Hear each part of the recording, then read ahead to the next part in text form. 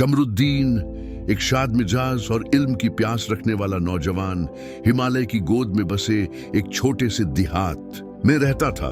जब वह नन्हा था, उसकी दुनिया उतनी ही वसी थी जितनी उसके घर के झरोखे से नजर आने वाली बर्फीली चोटियां। वह अक्सर अपने वालिद से सवाल करता, बाबा, क्या मैं भी कभी उन बुलंद पहाड़ों की चोटी तक पहुंच सकता हूं? उसके वालिद मुस्कुराते, उसकी पेशानी चूमते और कहते, बिल्कुल बेटा, अगर तू अपने दिल में यकीन रखे तो कोई मंजिल नामुमकिन नहीं। मगर जब कमरुद्दीन 10 बरस का हुआ, एक हादसे ने उसकी जिंदगी को तहस नहस कर दिया। मकतब जाते वक्त एक बेकाबू लॉरी ने उसे टक्कर मार दी। इस वाकये में उसकी रीढ़ की हड्डी इस कदर मुजमहिल हो गई कि वह दोबारा कभी अपने पांव पर खड़ा ना हो सका। हकीमों ने फरमा दिया कि अब वह उम्र भर व्हील चेयर पर ही रहेगा। पहाड़ों पर सरपट दौड़ने वाला नौजवान अब एक व्हील चेयर तक महदूद हो गया था, लेकिन उसके दिल की आग अभी भी धधक रही थी। उसकी वालिदा हमेशा उसे हौसला देती, बेटा, तेरी उड़ान तेरे पांवों पर नहीं बल्कि तेरे हौसले और जज्बे पर मुनहसिर है। आहिस्ता आहिस्ता कमरुद्दीन ने खुद को समेटना शुरू किया। उसने किताबों में पनाह ढूंढी। उसे पहाड़ों की सैर से जुड़ी दास्तानों का शौक था। एक दिन उसने मिर्जा यासिर और शेरपा लहमों की माउंट एवरेस्ट फतह की कहानी पढ़ी। उसे एहसास हुआ कि पहाड़ सिर्फ जिस्म की ताकत से नहीं बल्कि रूह की कुव्वत से जीते जाते हैं। फिर एक रोज उसने ऐलान किया, मैं पहाड़ सर करूंगा। देहात के लोग ठहाका मारकर हंसे। कुछ ने कहा, व्हील चेयर पर बैठा नौजवान पहाड़ कैसे चढ़ेगा? उसके रफीकों ने भी सोचा कि यह नामुमकिन है, मगर कमरुद्दीन को यकीन था कि उसका ख्वाब मुश्किल जरूर था लेकिन नामुमकिन नहीं। उसने इंटरनेट पर उन अफराद के बारे में पढ़ा जिन्होंने मायूसी के बावजूद लाजवाब कारनामे अंजाम दिए। उसने यह भी जाना कि कुछ कोहपिमाओं ने खास आलात के साथ व्हील चेयर से पहाड़ों को सर किया था। उसने अपनी वालिदा और वालिद से कहा, मुझे पहाड़ चढ़ने की तालीम लेनी है। पहले पहल खानदान को फिक्र हुई, मगर कमरुद्दीन की जिद के आगे वो झुक गए। उन्होंने शहर में एक कोहपिमाई के उस्ताद हाजी इकबाल से मुलाकात की। जब हाजी साहब को कमरुद्दीन की दास्तान मालूम हुई, वो मुतासिर हुए और बोले, तेरे जुनून को देखकर लगता है कि तू यह कर सकता है, मगर इसके लिए तुझे खूब मेहनत करनी होगी।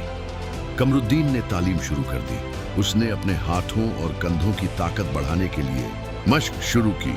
वह रोज व्हील चेयर पर बैठकर रस्सी खींचने, चढ़ाई करने और तवाजुन बनाने की मशक करता।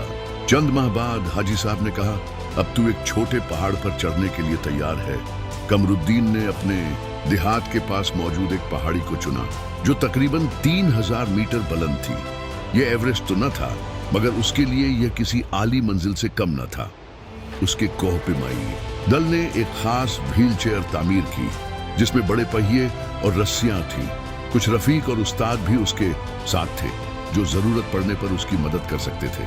चढ़ाई का दिन आ गया। जैसे ही कमरुद्दीन ने पहाड़ पर कदम रखा, देहात के लोग हैरत से देखने लगे। कुछ लोग अब भी शक में थे, मगर उसके वालिद और वालिदा की आंखों में फख्र और यकीन था। पहली मशक्कत थी उबड़ खाबड़ रास्ता। पत्थर और तंग रास्ते व्हील चेयर के लिए सख्त थे, मगर कमरुद्दीन ने अपने हाथों की कुव्वत से रस्सियों का सहारा लिया और आहिस्ता आहिस्ता ऊपर बढ़ने लगा। पहाड़ी का वसत बेहद सख्त था। वहां की ढलान इतनी शदीद थी कि व्हील चेयर को ऊपर खींचना आसान न था। कुछ जगहों पर उसके रफीकों को उसे सहारा देना पड़ा, मगर जब सबसे सख्त चढ़ाई आई तो एक मकाम पर उसकी व्हील चेयर फंस गई।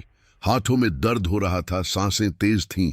कुछ लोगों ने कहा, शायद अब और आगे बढ़ना मुश्किल है, मगर कमरुद्दीन ने हार न मानी। उसने गहरी सांस ली और अपने उस्तादों से कहा, मुझे बस थोड़ा और वक्त दो, मैं खुद ऊपर चढ़ूंगा। उसने अपनी तमाम ताकत झोंक दी। हाथों से रस्सी खींचते हुए आहिस्ता आहिस्ता वह सबसे सख्त चढ़ाई पार कर गया। उसकी आंखों में आंसू थे, मगर वो खुशी और फख्र के आंसू थे। आखिरकार घंटों की मशक्कत के बाद कमरुद्दीन ने पहाड़ की चोटी पर कदम रखा। नीचे देहात के लोग तालियां बजा रहे थे। उसका खानदान खुशी से रो रहा था। कमरुद्दीन ने ऊपर आसमान की तरफ नजर की और मुस्कुराकर कहा, मैंने कर दिखाया। यह सिर्फ कमरुद्दीन की फतह न थी, बल्कि हर उस शख्स के लिए एक मिसाल थी जिसने कभी खुद को कमजोर समझा हो। उसने साबित कर दिया कि असल ताकत जिस्म में नहीं, बल्कि रूह और दिल में होती है।